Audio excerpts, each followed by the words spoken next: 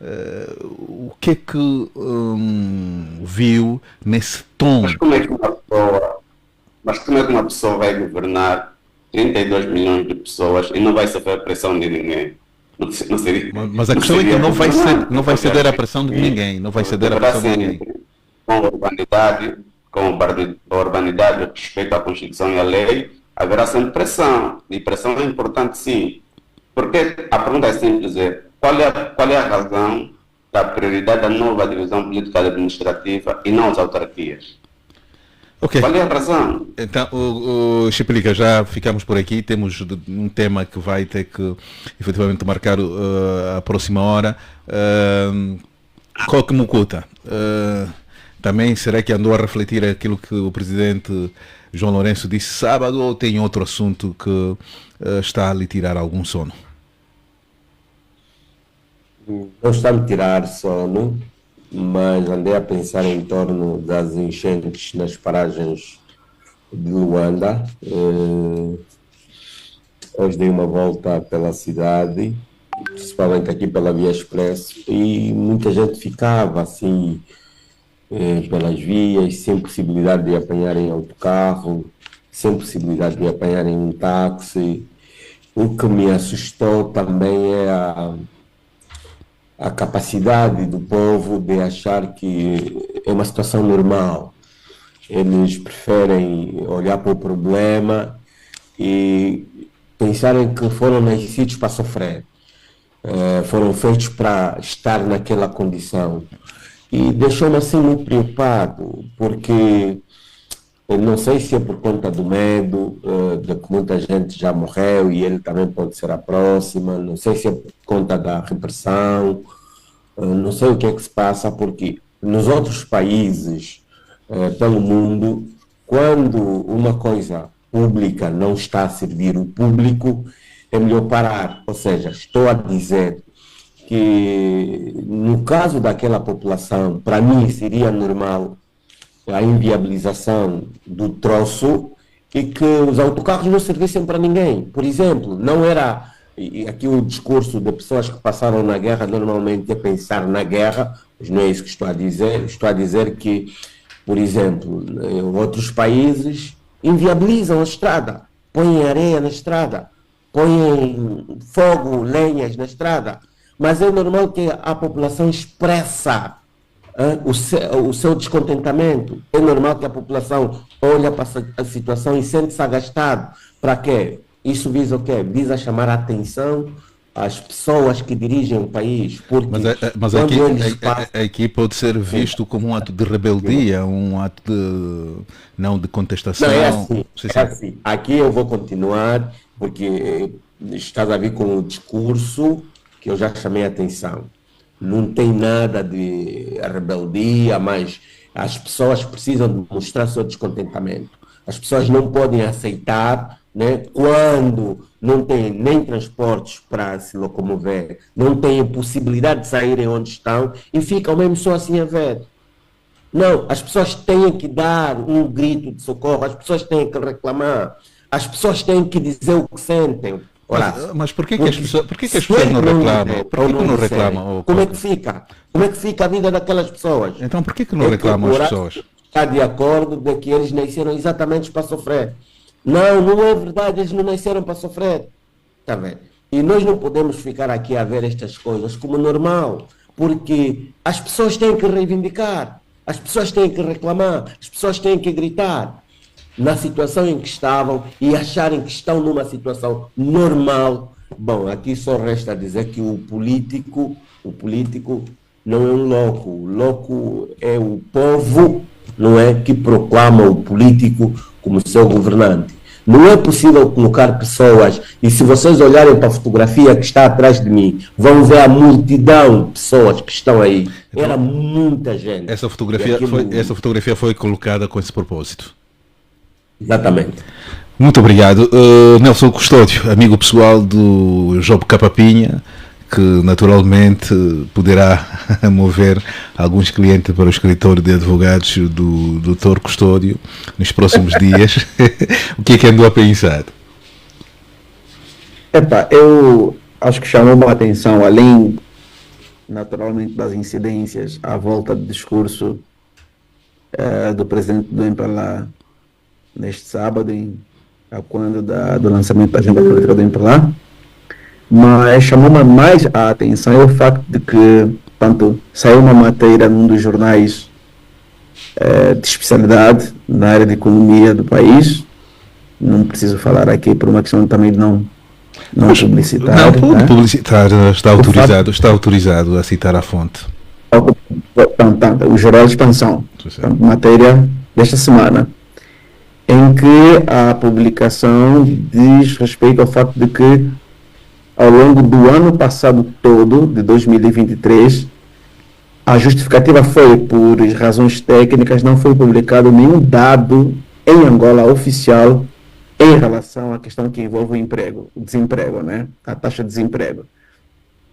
Portanto, isso chamou uma atenção muito, muito grande, porque o último dado que nós tivemos oficial em relação ao desemprego no país data do quarto trimestre do ano de 2022, né, em que a taxa de desemprego oficial fixou-se em cerca de 29,6% do número total da população, tanto empregável, da população economicamente ativa, né?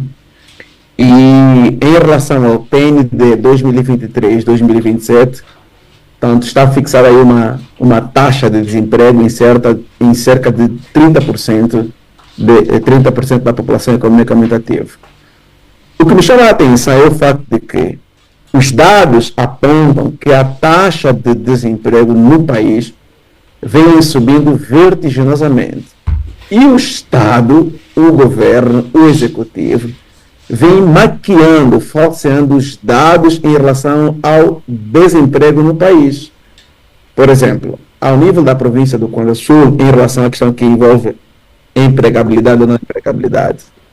A semana passada foi realizada a primeira reunião ordinária do CACS, né? Portanto, o Conselho da Escutação da Comunidade. E os únicos dados em relação à empregabilidade que foram publicados pelo governo provincial do Quanda Sul se deveu-se simplesmente ao facto de que o governo provincial do Quanda Sul levou em consideração a taxa de empregabilidade, os dados de empregos que foram criados pelas obras do PIN. E esses números de empregos não se cifraram em mais de 300 empregos criados. Só que não foi publicado que esses empregos são empregos precários, porque os empregos são criados quando essas empreitadas são contratadas, quando entram na fase de execução, né? E depois que terminam essas empreitadas, essas pessoas simplesmente vão para o desemprego. Aí eu paro e penso o seguinte: como é que é possível um governo, está a falar aqui da província do Quanda Sul, ao longo de um ano, né, cria apenas cerca de 300 empregos? E mais, ainda precário. Mas doutor, está a falar sério? Está a falar sério que o governo provincial do Quanda Sul em 2023 só criou 300 empregos, é isso? Estamos a querer uma média de um emprego por dia? Supostamente sim, né? Porque os dados que foram publicados, que foram apresentados na reunião do CACS, levam-nos efetivamente a concluir que efetivamente foram criados apenas cerca de um emprego por dia. Portanto, isto é grave, né? Isto é grave. E aí é o seguinte, a pergunta, o que me ressalta à mente é o seguinte: se a maior parte da população angolana é jovem e os dados oficiais do INE publicados em anos anteriores dizem que a maior parte dos jovens entre os 18 e 24 anos neste país não estudam, não trabalham e não fazem nada, eu estou falando de dados oficiais, tá? A pergunta que me ressalta à mente é o seguinte: como é que o governo pensa em lidar com outros problemas do ponto de vista social se o governo não gera políticas efetivas tendentes à criação de emprego, no sentido de baixar esses dados que há um ano não são publicados, que rondavam cerca de 29% e 30% do número total da taxa de população? Ora, isso significa dizer o seguinte, para mim, é que cada vez mais o executivo angolano, o Estado angolano, vai adotando um conjunto de medidas né, na economia que efetivamente vão fazendo com que o país, ao invés de crescer do ponto de vista econômico, vai retraindo. E, naturalmente, medidas como, por exemplo, subida dos combustíveis e outras mais, Vem agravar ainda foram mais. fazendo com que o ano passado o país entrasse em recessão. Ok. Na verdade, essa recessão não é só do ano passado, essa recessão já vem há mais de 7 anos. Aí que O país não está a gerar empregos, o país não está a gerar crescimento econômico. Doutor Custódio. Embora os dados oficiais dizem que, por exemplo, este ano, até o final do ano, o país vai crescer em cerca de 2% da economia. Doutor São Custódio. apenas dados falseáveis. Doutor E Custódio. Doutor quando Custódio. nós nos colocamos assim, a título de comparação com outras estatísticas, rapidamente chegamos à conclusão que efetivamente a situação, do ponto de vista social, do ponto de vista da geração de emprego, ela é muito grave. Portanto, isso chama muita atenção ao longo desta semana. É uma reflexão que naturalmente merece uma análise com muito mais tempo e hoje é muito interessante as reflexões que foram trazidas aqui pelos nossos convidados. Agora, vamos para o tema principal. Eu vou convidar aqui os meus analistas para serem breves nas suas análises, porque temos muito pouco tempo. Vamos falar sobre a nossa justiça. E, por sinal, a justiça é feita pelos homens. Esses homens que têm necessidades. E o Dr. Jaime acabou por colocar dentro daquilo que é a sua reflexão o valor salário. Mas vou começar por si, Coque Mukuta, já que na última edição é por ti que terminei e foste a pessoa que levantou este assunto e acabamos por estabelecer essa ponte para analisarmos com mais tempo na edição de hoje.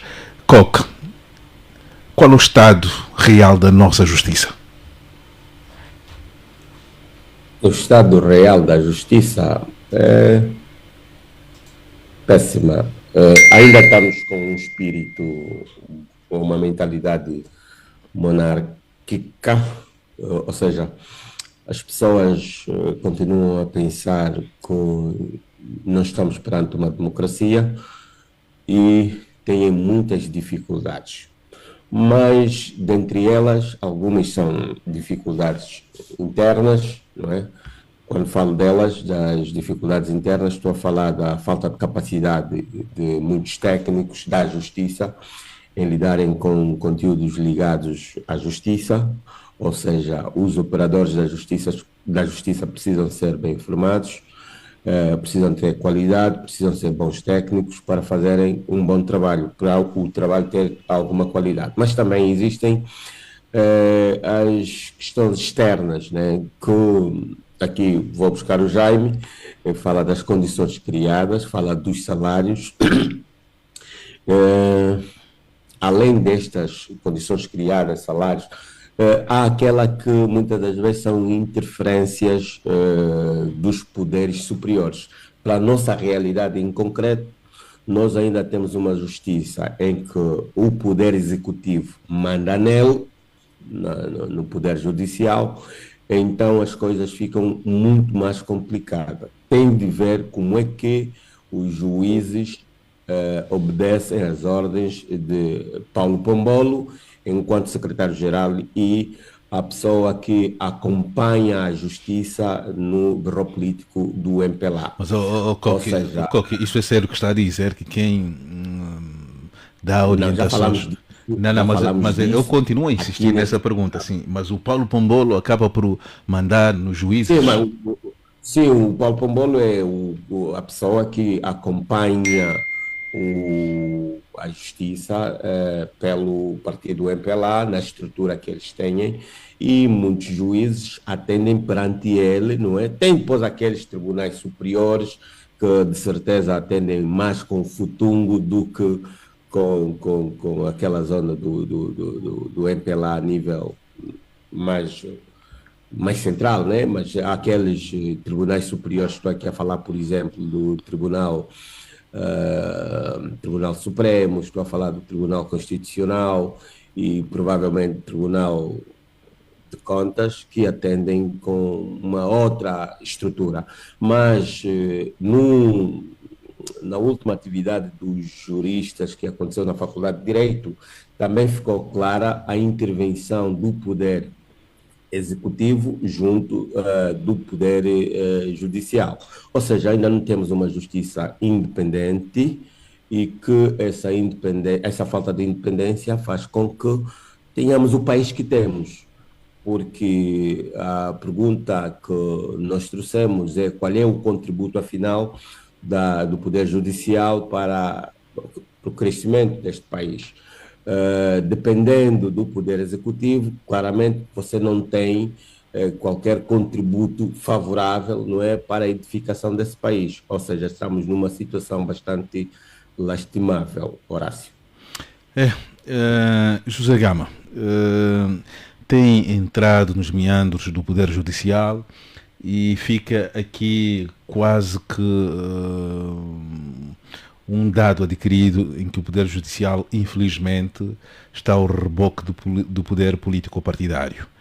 Fica com essa impressão por todas as investigações que tem feito sobre os meandros do Poder Judicial? Sim, não há dúvida nenhuma. Basta ver que há 2 anos o Tribunal Supremo funcionava no Palácio da Justiça e o seu presidente foi ter com o presidente da República para lhe ceder o espaço onde funcionava como é que ele chama-se? A Provedoria Geral, a Provedoria de Justiça. Logo, quando o presidente faz esta interferência, quer dizer, o próprio Poder Judicial foi se entregar ao Presidente da República e o Presidente da República também tomou esse trabalho de mandar o outro sair do local que estava para dar ao Tribunal Supremo. Então, isto só em si já mostrou que é um ato de interferência, de uma interferência, e não é só o presidente que interfere, os próprios juízes, quando têm problemas, também vão ao presidente da República. Nós vimos aqui juízes que estão a ser alegadamente perseguidos pelo presidente do Supremo, depois recorrem ao presidente da República. Aliás, o presidente da República tem um despacho em que ele indica o seu ministro da Casa Civil, Adão de Almeida, como seu representante junto aos tribunais. Os tribunais, quando querem interagir com o presidente, fazem-no via de Adão de Almeida. O presidente do Supremo chama o Adão de Almeida de chefe. Logo, ele se coloca numa posição inferior ao poder político.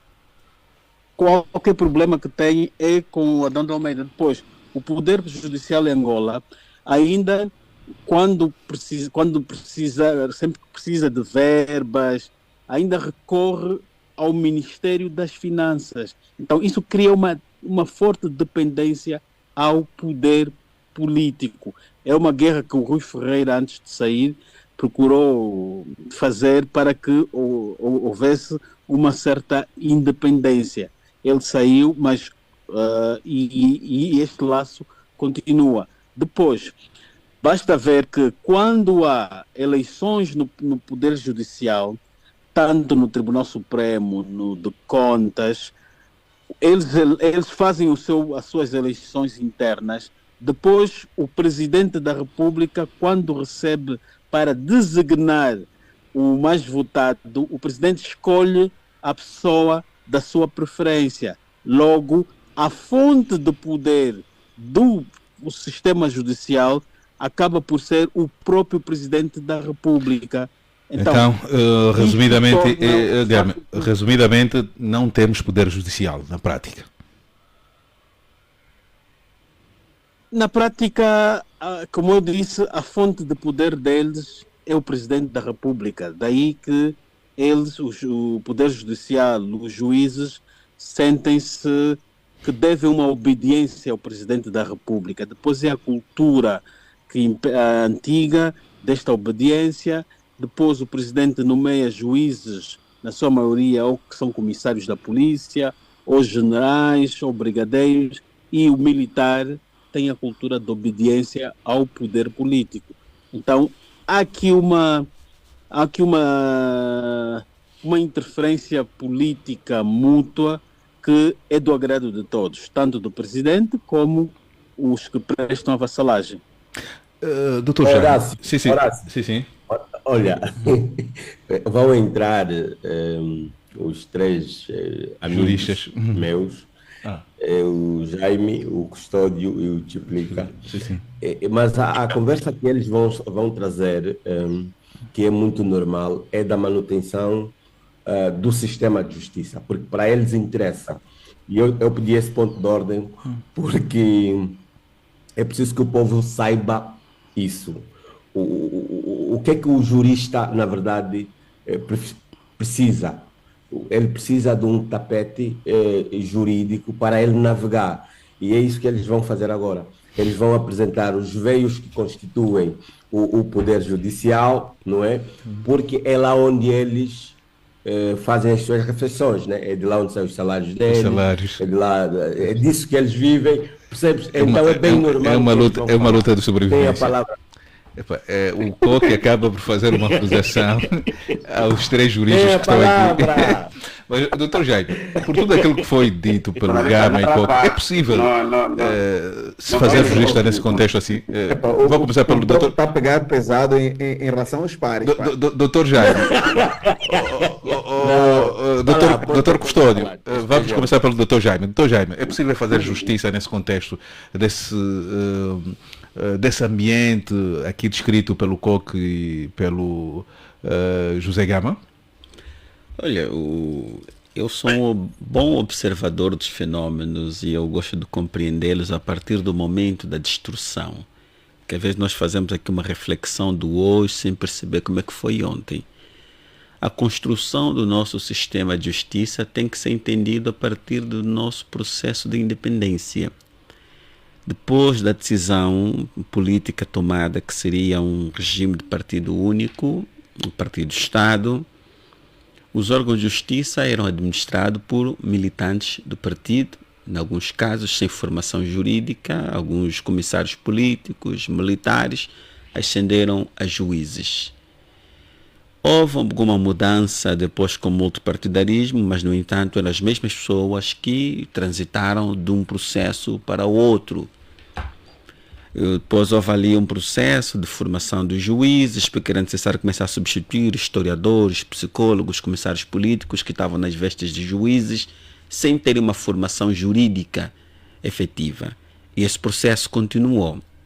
Chegou uma altura que percebeu-se que o controle sobre a máquina que administra a justiça já não podia ser feita nos termos anteriores. A Constituição trouxe essa possibilidade de a justiça ser administrada em função da composição da força do parlamento e em função da perspectiva do partido que vence as eleições. A Constituição, em princípio, dá-nos essa possibilidade. Para que os juízes, que eles são escolhidos dentro do princípio da proporcionalidade e representação parlamentar.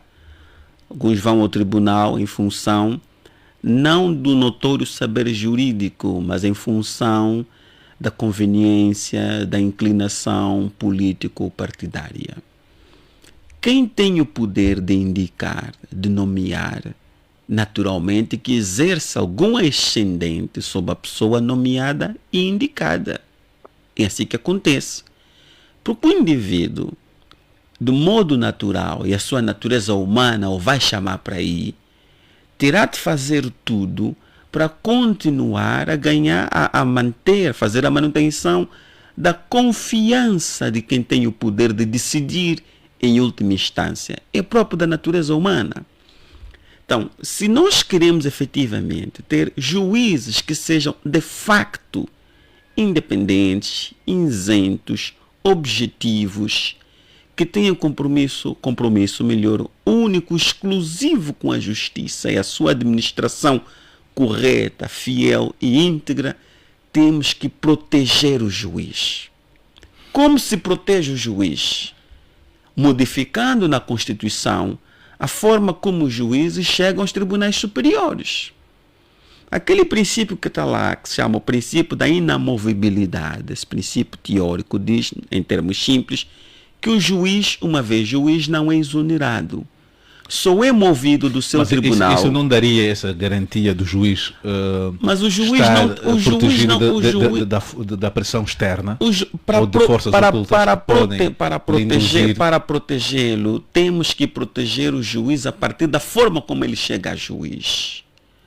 Porque nos termos atuais da Constituição, mesmo que não for o MPLA a governar amanhã, mesmo que subir um outro partido na oposição, o juiz nunca será um sujeito independente. O juiz nunca será um sujeito livre.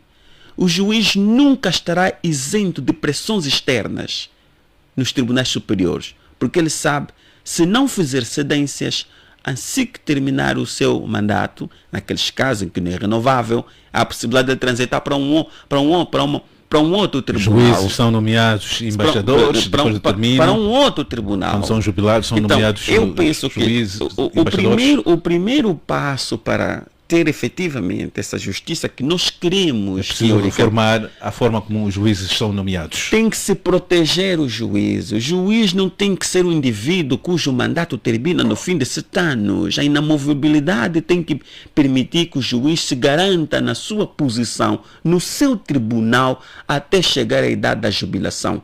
A transição para outros tribunais lá para cima tem que ser por via de concurso público, onde ele vai transitar em função... Como garantir a transparência e a isenção desses concursos públicos? Se esse poder que administra a justiça for efetivamente independente, livre de qualquer pressão política, eles se organizam.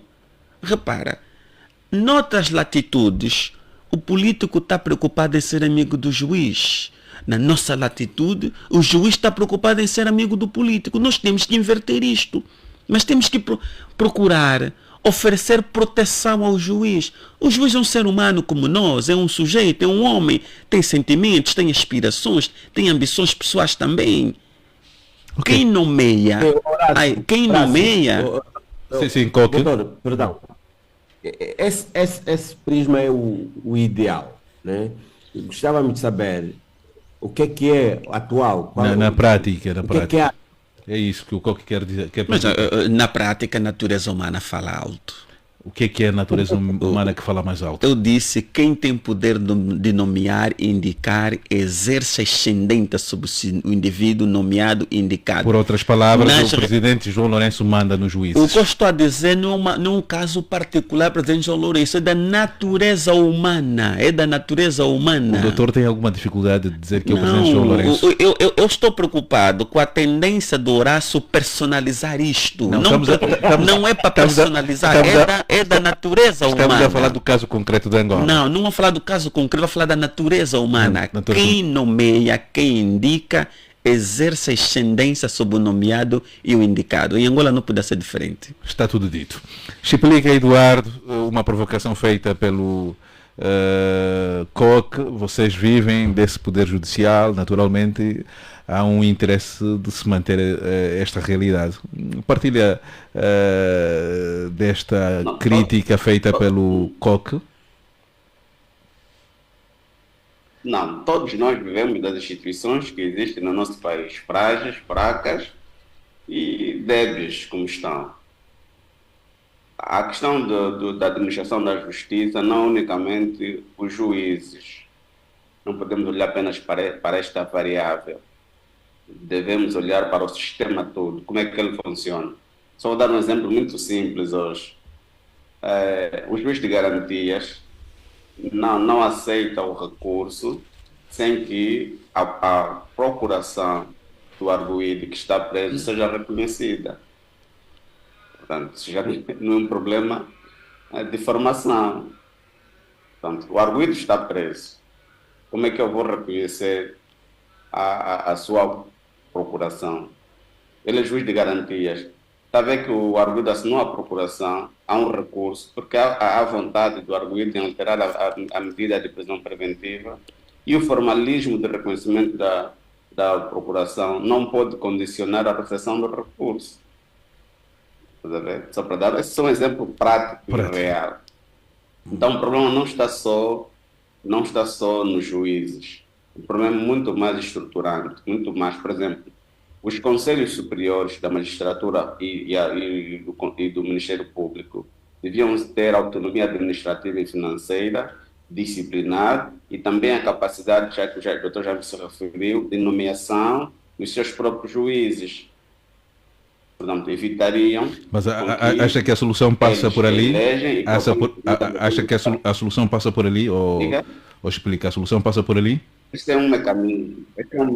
Mas existe um mecanismo ideal no sentido. Há um mecanismo ideal que poderia ser acionado para se atribuir à justiça a dignidade que se precisa e a transparência que se precisa. Hoje não estamos a falar do jornalismo, estamos a falar da justiça. Um momento, só estou a dar um exemplo. Sim. Ouça só, estou a dar um exemplo. O Sindicato dos Jornalistas, a Ordem dos Advogados e outras instituições profissionais, são eles próprios que escolhem, que indicam os seus liderados, os seus líderes. Portanto, em termos dos pares elegerem ou escolherem os seus, é sempre mais confortável.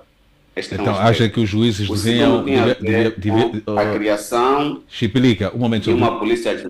Chipilica, acha que devia haver eleições para a nomeação dos juízes? É essa a tua tese?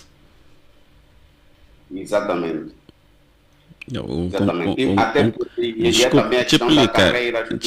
Desculpa só que uma nota breve. Chipilica, um instante. Chipilica, há um ponto de ordem do Dr. Jaime. Dr. Jaime, faz favor, seja sintético. Sim, internamente, abaixo dos tribunais superiores, podia ser por concurso público.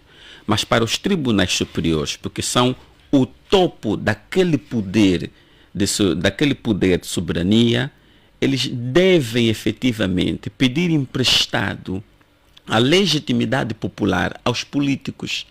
Daí que, em qualquer latitude, é função do chefe de Estado indicar o juiz. Mas, tendo em consideração a dimensão, normalmente é uma função partilhada. O presidente propõe o sujeito e ele deve ir à busca do agreement dos parlamentares. E os parlamentares, em sede de comissões especializadas, vão verificar o notório saber jurídico do juiz, se ele tem as outras componentes comportamentais, as outras componentes humanas, para ser digno da confiança política que lhe foi depositada pelo chefe de Estado. Então, eu defendo um processo compartilhado. O Presidente da República indica, a Assembleia Nacional, em sede de comissão específica, faz a verificação dos pressupostos pessoais, técnicos e comportamentais, produz um relatório, depois vê-se a nível da política se esse relatório vai ser vinculativo ou não à decisão do chefe do Estado.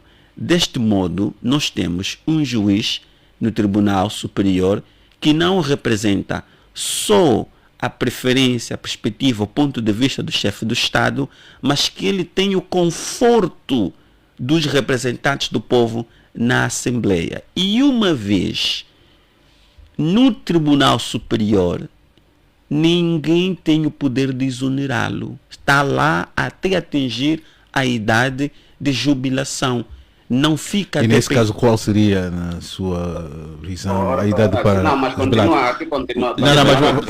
Mas Chipilica pode concluir. Sim, a idade de jubilação nós faríamos coincidir com a idade de jubilação do Procurador-Geral da República. São quantos anos? 77. 77.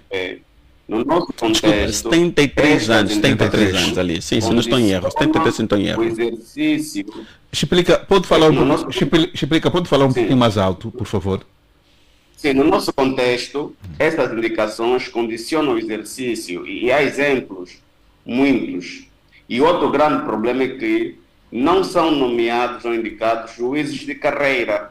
E falou bem o doutor Jaime há pouco tempo, que alguns foram militares, comissários, etc., e dão ao Tribunal Superior como um prêmio da carreira toda que exerceram. E não é isso que se pretende. É nomeação e indicação de juízes de carreira que tenham que têm, durante o seu tempo de percurso histórico, conhecimento, exercício. Nós temos, por exemplo, alguns juízes que são juízes administrativos, foram juízes administrativos. Aqui administrativo entenda-se, aqueles que quase não tiveram tempo de estar frontal com os tribunais, não estarem a exercer a função específica, a função jurisdicional, mas, dados os concursos que apareceram, alguns tornaram-se desembargadores, outros foram para o Tribunal Supremo, mas não têm a carreira na magistratura propriamente dita. E essas indicações condicionam. Isso é algo. Condiciona. Acha que o nosso Estado. Já vamos chegar assim. A próxima pessoa a comentar é mesmo. Sim, sim. O juiz é o último ângulo da própria administração da justiça. Um dos grandes problemas que devemos pensar, e se calhar na reforma disso, é a criação de uma polícia judiciária. Ok. Portanto, que teria competências específicas e não ligadas. Doutor Custódio, eu disse que devíamos ser sintéticos, vamos com alguma rapidez. Chegou a sua vez de comentar sobre a questão do estado da justiça e principalmente esse olhar particular para o comportamento dos juízes nesse processo da administração da justiça. Tá. Deixa-me só dizer o seguinte, eu acho que nós, ao analisarmos o estado da justiça em Angola, temos que levar em consideração duas questões que são fundamentais. Primeiro, a natureza jurídica do nosso Estado. Nós, a semana passada, discutimos aqui e chegamos quase que de forma unânime à conclusão de que o nosso Estado é um Estado autoritário, securitário, tá? A justiça que é exercida, que é administrada em estados dessa natureza, tem que ser analisada sobre 4 pontos de vista. Primeiro, sobre a falta de independência do Poder Judicial. Não existe independência do Poder Judicial em estados autoritários. Não existe. Há sempre uma tendência do Poder Judicial estar sob dependência, isto é, subordinado ao Poder Executivo, que é a característica do Estado angolano. Essa é a primeira questão. Segunda, violações constantes do devido processo legal. Nós estamos a analisar e já discutimos aqui neste programa, por exemplo, a forma como o processo da Isabel dos Santos ele é conduzido. Há clara manipulação dos procedimentos legais e nós também não podemos negar isso. Portanto, um executivo que por detrás manipula a forma de atuação dos poderes do Estado, maiormente do Poder Judicial. O segundo é a questão que envolve repressão política também. E o terceiro é a questão que tem a ver com a violência e abuso. Bom, segunda questão que nós temos que analisar tem a ver com a própria organização e estruturação do Poder Judicial em Angola. E aqui eu abro um parênteses, antes de falar dessa questão que envolve a organização do Poder Judicial em Angola, falar da forma de acesso às magistraturas em Angola. Horácio, Coque, Tiplica, Gama e também doutor Jaime. Eu vou vos confessar algo que eu já vivi, eu particularmente nessas nossas andanças do dia a dia. Eu tive uma experiência interessante. Uma pessoa chegou para mim e disse-me assim o seguinte: olha, eu vou deixar o próximo ano o cargo X e vou ser juíza. Vou entrar no próximo ano no INEGI, porque o ministro X, né, já garantiu 2 vagas para mim e para uma outra colega nossa da província X, a acesso ao INEGI e nós vamos ser juízas. O que é que eu estou querendo dizer com isso? É que se nós pararmos para analisar, sobretudo nos últimos 10 anos, sobretudo 10 anos, né, 10 a 15 anos,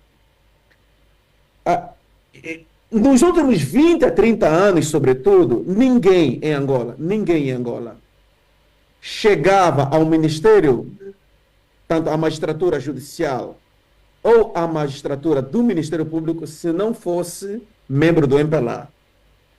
Temos que entender esse aspecto, o que isso significa em profundidade. Portanto, você para passar no concurso público para juiz ou para magistrado do Ministério Público, meu amigo, Se tu não tivesses cartão de membro do CAP, do MPLA, uma recomendação política, você não passava.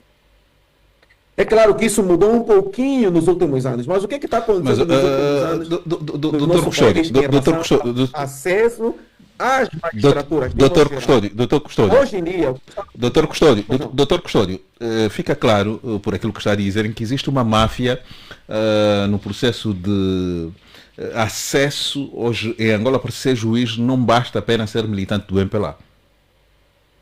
Há outros interesses e há outras qualidades que são levadas em consideração. Hoje o que é que está acontecendo? Sim. Hoje o que é que está acontecendo?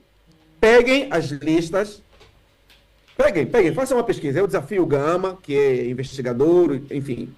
Pegue só o Gama, as listas dos últimos candidatos que passaram nos concursos de acesso à magistratura do Ministério Público e da magistratura judicial nos últimos 5 anos. Você vai se dar conta de uma coisa interessante.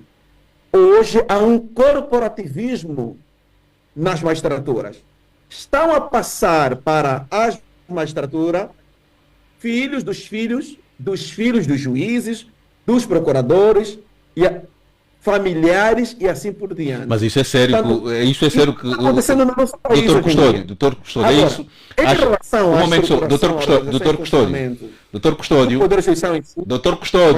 Doutor Custódio, está a fazer uma denúncia pública e precisa explicar melhor isso. Acha que os juízes que estão a ser, as pessoas que estão a ascender a juiz são pessoas que são filhos de juízes, são filhos de procuradores? É isso que está a querer dizer? Isso corresponde à verdade? Eu desafio a fazermos uma pesquisa nos últimos 10 anos, 5 a 10 anos sobre isso. Vocês vão chegar a um nepotismo. Que o que eu estou a falar não é algo dissociado da realidade, da verdade. Eu estou falando isso porque eu lido com isso o dia todo. Eu lido com juízes, lido com magistrados do Ministério Público, enfim, juízes, magistrados judiciais. E quando você vai ver, quem é aquele juiz? Ah, aquele é filho do fulano.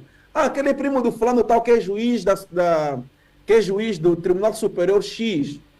Isso não é algo que está acontecendo. Uma denúncia e é um fato. Agora, já vai concluir. Já vai concluir. Pega-lhe essa ideia.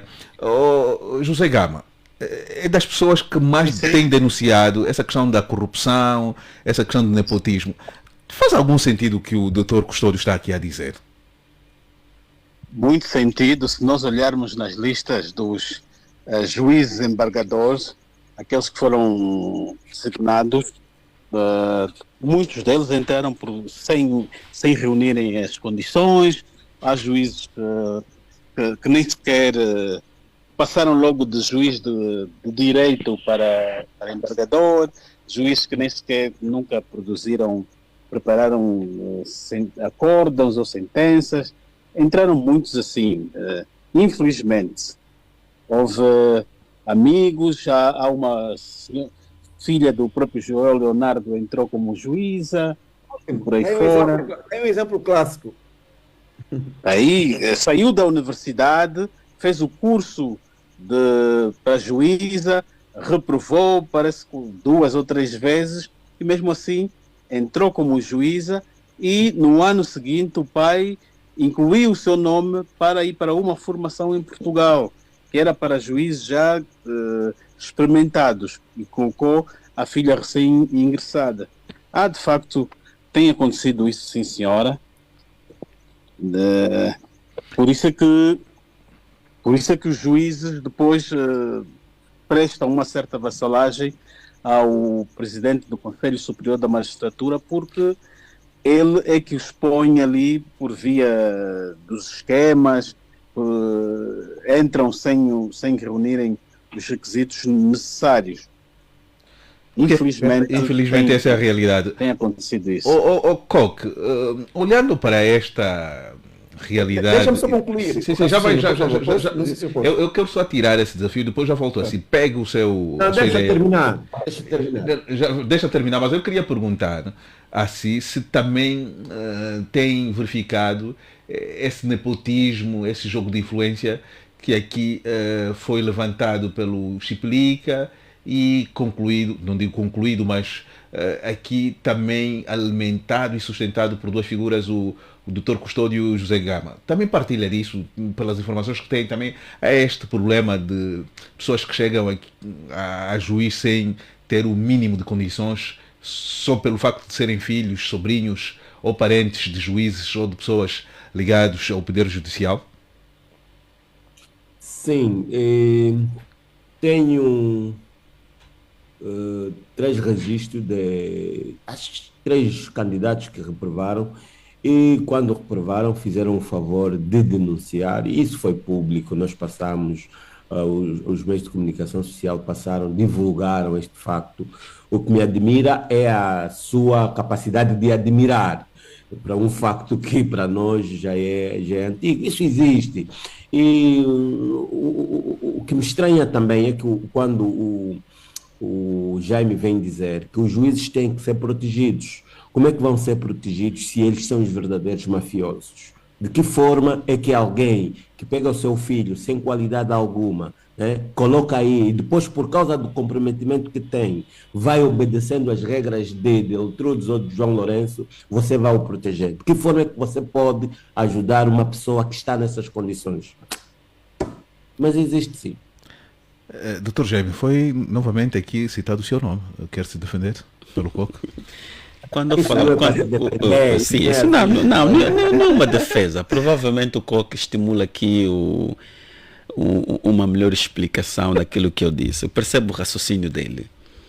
Quando eu falava em proteger os juízes, era na perspectiva de libertá-los dessa pressão política que decorre da forma como eles ascendem à magistratura judicial.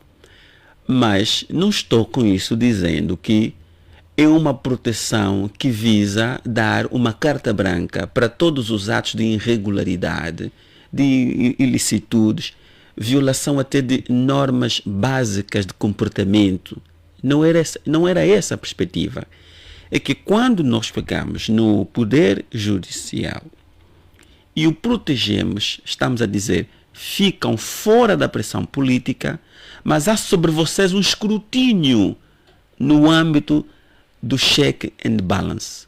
Poder da Assembleia Nacional verificar os atos até internos do Poder Judicial, poder do Presidente da República fazer também essa verificação, porque o princípio da separação de poderes implica o poder que os outros poderes têm de verificar, de modificar, de sugerir modificações e até distinguir os atos praticados pelos outros poderes. Naturalmente, se nós tivermos tudo isso muito bem alinhados e for denúncia pública que há atos de nepotismo, a Assembleia Nacional, por via de uma comissão específica, pode instaurar um inquérito contra esses juízes. No Brasil, no Brasil, por exemplo, há inamovibilidade do juiz, mas os deputados podem remover o juiz se verificar que houve o cometimento de atos gravosos que recomendam a sua descontinuidade. Os deputados, com o poder que o povo os conferiu, removem os juízes. É preciso atribuir esse poder aos nossos deputados. Então eu estou aqui a sugerir uma construção a partir da Constituição de um verdadeiro Estado democrático de direito e que o princípio da separação de poder surja com todos os mecanismos de freios e contrapesos dentro do âmbito da faculdade de se fiscalizarem mutuamente. Num sistema normal, as denúncias que o José Gama tem estado a trazer e aquelas também que do Este Notícia, o Noc Nogueira também trouxeram durante um tempo, já teriam desencadeado a criação de comissões específicas a nível da Assembleia Nacional ou de CPIs. Mas quem deve despoletar? Nós temos que corrigir isso a partir da Constituição. Os atuais deputados não têm esse poder? Não têm. Temos que constituir isso, corrigir isso a partir da Constituição. Numa república não existem poderes absolutos, porque os poderes têm que ter o poder, passa a redundância, de se fiscalizarem, de se monitorarem de interferirem nos assuntos dos outros quando está a salvaguarda da Constituição, do Estado Democrático de Direito e das suas instituições. Então, quando falei em proteger, não era só dizer, senhor juiz está fora da alçada do político, agora é independente. Não. Temos que, é uma proteção, criar instituições de equilíbrio. É um pacote completo que eu estava a sugerir. Doutor Custódio, pode concluir? A ideia que estava aí engavetada pode ser soltada agora. Obrigado. Obrigado, Jaime. E depois, obrigado, doutor Jaime. Mas depois eu quero fazer também uma adenda em relação mas seja mesmo o seguinte, telegráfico, porque temos muito pouco tempo, já estamos na fase de crescente. A segunda questão que eu estava a querer abordar em relação à estruturação, ou seja, a organização do Poder Judicial em Angola. Notem vocês o seguinte, antes da revisão constitucional que foi feita, o Tribunal Constitucional era o topo na hierarquia em termos de organização do Poder Judicial em Angola. Eu não vou falar aqui da pirâmide de Kelsen, não interessa aqui. Só que o que acontece? O Poder Executivo, ao propor a revisão constitucional, inverteu a lógica. Atualmente, em termos de organização do Poder Judicial em Angola, quem está no topo da hierarquia não é o Tribunal Constitucional, é o Tribunal Supremo. Só que o Tribunal Supremo só exerce jurisdição em termos de matérias de natureza comum, de crimes comuns. O Tribunal Constitucional vem abaixo, só que o Tribunal Constitucional, em qualquer país, minimamente, onde as coisas são minimamente organizadas, o Tribunal Constitucional é que sempre está no topo da pirâmide jurídica, porque o Tribunal Constitucional é que tem a última palavra na prestação jurisdicional, seja em matéria de jurisdição comum ou em matéria de jurisdição especial. No caso, estamos a falar do Tribunal Constitucional. E aqui em Angola inverteu-se isso. Eu participei no ano de 2022, na abertura do ano judicial, foi no AMBO, enquanto presidente do Conselho Provincial do Conselho da Ordem de Advogados. E algo assim caricato que chamou uma atenção foi que, quando o Presidente da República entrou na sala, estavam no palanque apenas 3 pessoas. Primeiro, 4 pessoas estavam o Presidente da República, presidir o ato da abertura do ano judicial, o Procurador-Geral da República, e estava o Tribunal Presidente do Tribunal Supremo. 3 pessoas, não 4. Corrijo aqui. A presidente do Tribunal Constitucional estava onde? Ela estava assentada junto com os demais presidentes de outros tribunais, militares. Isso que quer dizer... Isso é uma aberração. Isso é uma aberração. Portanto, por que é uma aberração? Em função do que já disse... Diga? Em função do que já disse há instante? Sim. Sim. Isto é uma aberração. Por quê?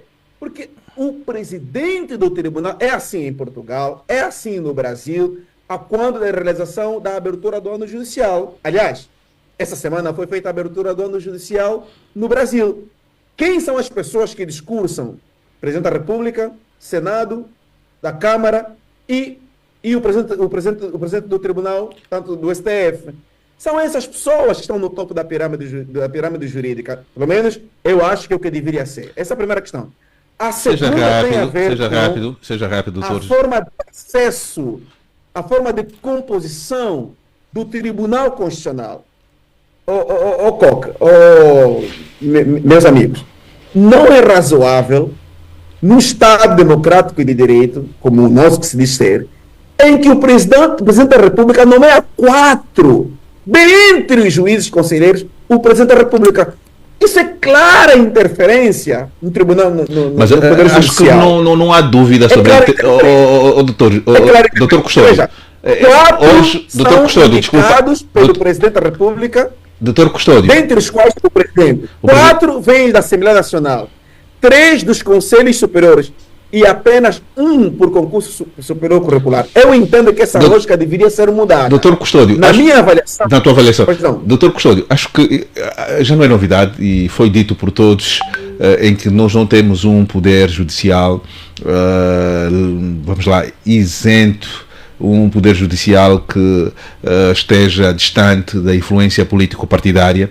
Agora vamos olhar para aquilo que pode ser a solução. O Dr. Jaime já avançou algumas sugestões, também o Dr. Custódio. Chipilica, essas ideias são suficientes? Também já falou um pouco sobre a necessidade de se criar a polícia judiciária, mas como é que podemos salvar esse poder que é tão crucial no processo da construção de um Estado democrático e de direito?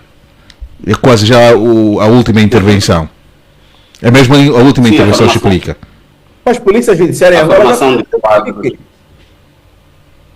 A formação de quadros é condição sine qua non para a melhoria da administração da justiça, não só os juízes, os oficiais, os advogados, polícias, enfim, os operadores de direito. É muito importante isso, e é também importante que as instituições sejam fortes. Reparem, por exemplo, que o combate à corrupção só saiu, digamos, teve uma outra força no início do primeiro mandato do presidente João Lourenço. Ou seja, a administração da justiça não pode ser empurrada pelas forças políticas.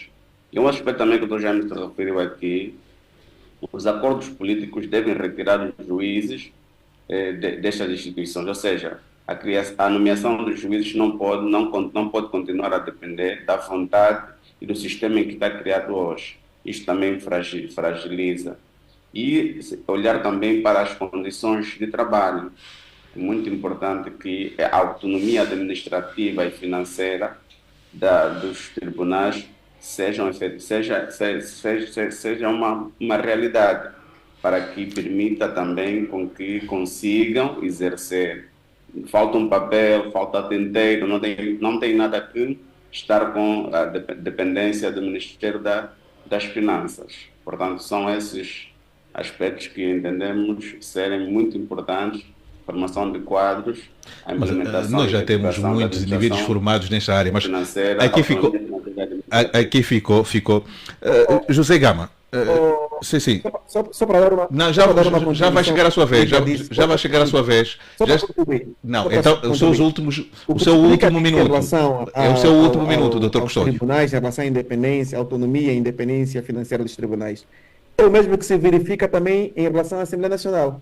Só essa semana é que a Assembleia Nacional deu entrada de um anteprojeto de lei, né, uma nova lei, portanto, um estatuto orgânico da Assembleia Nacional, que vai prever de maneira categórica, portanto, a independência administrativa e financeira da Assembleia Nacional. Né? Era só para contribuir, tá? Mas esse é o seu último minuto, então podemos já finalizar consigo também. Dr. Jaime, Dr. Custódio, podemos finalizar já consigo. O seu último ponto. Bom, não percebi, desculpa. O seu último ponto. Eu acho o seguinte, eu acho que o que nós precisamos em Angola é que realmente o princípio da harmonia e interdependência dos poderes do Estado, eu não gosto de falar de poder do Estado, porque o Estado é um só. Gosto de falar de funções do Estado. De facto, seja observado no nosso país, porque o que acontece em Angola é que há uma prevalência excessiva do poder executivo sobre os demais poderes do Estado. Acabamos de falar aqui o facto de que outros poderes ou outros órgãos do Estado, né, não têm independência em relação ao titular do poder executivo. Esse é um aspecto. O outro é também a questão que envolve a própria fiscalização do ponto de vista político, que não é exercida nos termos que deveria ser exercido pela Assembleia Nacional, falando do ponto de vista político, em relação ao poder executivo. Portanto, essas questões, a meu ver, elas criam uma distorção tão grande do ponto de vista da organização do Estado, que faz com que problemas como esse que nós estamos a analisar aqui, que é a questão da falta de independência, falta de autonomia dos tribunais, se verifiquem tal como nós estamos a verificar no nosso país hoje. Muito obrigado. Já passou o seu minuto. Em relação à nomeação e exoneração de um presidente de um Tribunal Superior, que eu acho que é algo que nós deveríamos corrigir. Muito obrigado, doutor. Contamos consigo na próxima terça-feira. Coco Mukuta, tens um minuto para concluir a sua participação na edição de hoje. Sim, Horácio. Enquanto o poder constituinte angolano ser parido pela hegemonia do maior partido político, isto não tem cura. Estou a dizer, enquanto aquele que tem o poder de criar as normas constitucionais na Assembleia Nacional vir parido do MPLA, isso não tem cura. Mas também devo dizer que se nós tivermos o MPLA de um lado e a UNITA do outro lado e fazer estes a hegemonia para as suas negociações e parceria, também não tem cura. É preciso o poder constituinte ser parido a partir do povo. Obrigado. Mas como é que vai se fazer o poder constituinte a partir do povo se esses é que foram eleitos atualmente? Eles é que têm esse poder? Não. Hoje você está me dizendo que foram eleitos. Afinal, não houve fraude. É preciso. Não, eu estou a perguntar. Eu tenho a responsabilidade de perguntar. Sim, faça perguntas que construam raciocínio. Porque eu estou a te dizer, como é que vai se fazer? É preciso que o povo, né, espelhe a sua vontade. Está tudo dito, muito obrigado. Esse partido, o MPLA, que está a dirigir única e simplesmente, e é ele que se constitui em poder constituinte. Pode beber um pouco de água. Pode beber um pouco de água, muito obrigado. Isso não muda, não vai mudar, meu irmão. Muito obrigado, é sempre um prazer ter esse diálogo consigo, Coque Mukuta. José Gama é a penúltima pessoa, tem 1 minuto para concluir então a sua participação nessa edição. Sempre nós, aliás, acabou mesmo por beber um copo, um bom líquido, não é isso, Coque? Bom apetite. Tem muito tempo, está a nos cortar rápido, tem tempo aí. Não. Gama. Como é isso aí, vai? Gama, vamos a isso. Eu vejo que aqui em Angola nós temos 2 problemas. De mentalidade dos líderes, dos líderes que estão a liderar os tribunais, sobretudo o Conselho Superior da Magistratura, e também do próprio Presidente da República. Vejamos uma coisa, em Moçambique, em Portugal, Cabo Verde, o Conselho Superior da Magistratura é dirigido por um elemento que acumula com as funções de Presidente do Supremo. Nesses países, tem havido coabitação, está a dar certo. E no nosso caso também sempre deu certo. Só agora é que não está a dar certo. Por quê? Porque é um problema de mentalidade que o indivíduo usa o seu poder como membro do Conselho da Magistratura para castigar, para penalizar, e até às vezes o Conselho pratica atos fora da sua competência, pratica atos de gestão. E o juiz, conforme manda a própria lei, não tem que fazer gestão. O outro problema são da mentalidade também do próprio Presidente da República. Vejamos uma coisa, quando há eleições nesses poderes, o Presidente escolhe, depois, quando chega o dossiê para a decisão final, ele faz a escolha da preferência dele, violando a vontade dos próprios juízes. Portanto, eu vejo isso um problema de mentalidade do próprio dirigente. Ele não quem respeita. pode travar? Mas quem pode lhe travar? Quem pode lhe travar? Quem pode lhe travar, Gama? Quem pode travar? Por isso é que estou a dizer que é um problema de mentalidade. Mas como incutir uma mentalidade nova? Como do Presidente do Tribunal Supremo.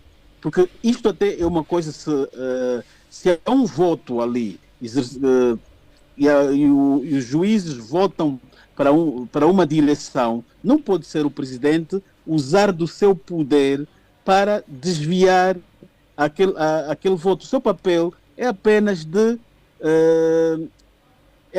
nomear conforme a vontade dos juízes. Ele é a última, não tem mais que fazer interferência. Então, por isso é que eu digo, problema de mentalidade. O outro problema é que nós devemos reformar também as nossas leis e de modo para fazer o possível para que o Poder Judicial não tenha nenhuma dependência ou interdependência com o poder político, e acabarmos com isso que há no Tribunal Constitucional e no Tribunal Supremo. Esta proporção, no próprio Tribunal Constitucional, esta proporção que ele tem, que reflete também a maioria parlamentar da Casa das Leis. E isso faz com que o partido que está a governar acaba sempre por mandar no tribunal, dominar o Tribunal Constitucional, colocando lá os seus homens. O presidente tem direito a opor, a bancada parlamentar tem direito a pôr, o Conselho Superior da Magistratura não vai pôr também alguém que é da conveniência ou da vontade do poder político, porque ele deve favores ao poder político que lhe patrocinou para listar. Portanto, muito obrigado. O nosso sistema judicial cria muito obrigado, José Gama. Independência do poder político. Muito obrigado. Quem quase que vai ser sacrificado é o Dr. Jaime. Acho que vou lhe dar 30 segundos, porque já estamos mesmo na hora do noticiário. Faz favor, Dr. Jaime. Eu passava por reintroduzir esses elementos e que essa seja efetivamente uma revisão constitucional profunda, de modos a sanar todos esses vícios. Muito obrigado.